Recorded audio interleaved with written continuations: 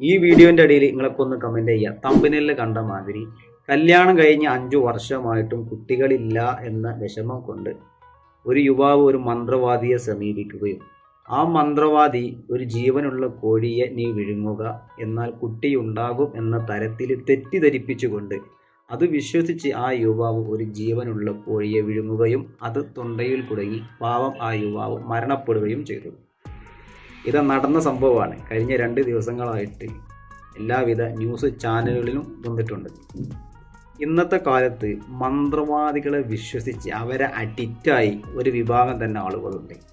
നീ ആനയെ വിഴുങ്ങണമെന്ന് പറഞ്ഞാൽ അതുവരെ വിഴുങ്ങാൻ ശ്രമിക്കുന്ന ആളുകളാണ് ഇന്നത്തെ കാലത്ത് മന്ത്രവാദികളെ വിശ്വസിച്ച് അവരുടെ കെട്ടുകഥകൾ, അവരുടെ ഓരോ ക്രിയകൾ വിശ്വസിച്ച് അവരെ നന്നാക്കി അവരെ പോക്കറ്റ് നിറയ്ക്കാൻ നടക്കുന്ന ഒരു വിഭാഗം പൊട്ടന്മാർ ഇന്നും ജീവിച്ചിരിപ്പുണ്ട് എന്ന് കേൾക്കുമ്പോൾ വല്ലാത്തൊരു സങ്കടമാണ്.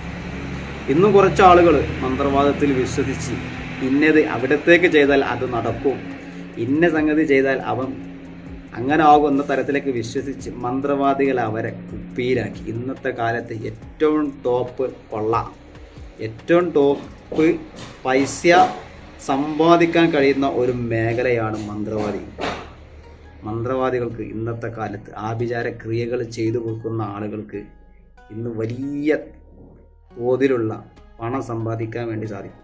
കാരണം എന്താണെന്ന് വെച്ചാൽ അവരോട് ബന്ധമുള്ള ആളുകൾ ഇന്ന ആൾക്ക് ഇന്ന പവറുകളുണ്ട്, മൂപ്പരെ സമീപിക്കുക, മൂപ്പരെ നിർദ്ദേശപ്രകാരം മൂപ്പരെ അനുസരിക്കുന്നത് ചെയ്യുക, അവരാവശ്യപ്പെടുന്ന പൈസ കിട്ടുക, അതെല്ലാം വിശ്വസിപ്പിക്കാൻ തന്നെ ഒരു കൂട്ടം തന്നെ ഇവരെ വേക്കിൽ ഒളിഞ്ഞെടുക്കുന്നുണ്ടാവും. തീർച്ചയായിട്ടും ഇത്തരത്തിലുള്ള ആഭിചാര ക്രിയകൾ ചെയ്ത് ആളുകളെ പറ്റിച്ച് നടക്കുന്ന മന്ത്രവാദികളെ കുറിച്ച് എന്താണ് നിങ്ങളുടെ ഒരു മറുപടി എന്ന് തീർച്ചയായിട്ടും ഈ വീഡിയോൻ്റെ അടിയിലൊന്ന് കമൻറ്റ് ചെയ്യുക.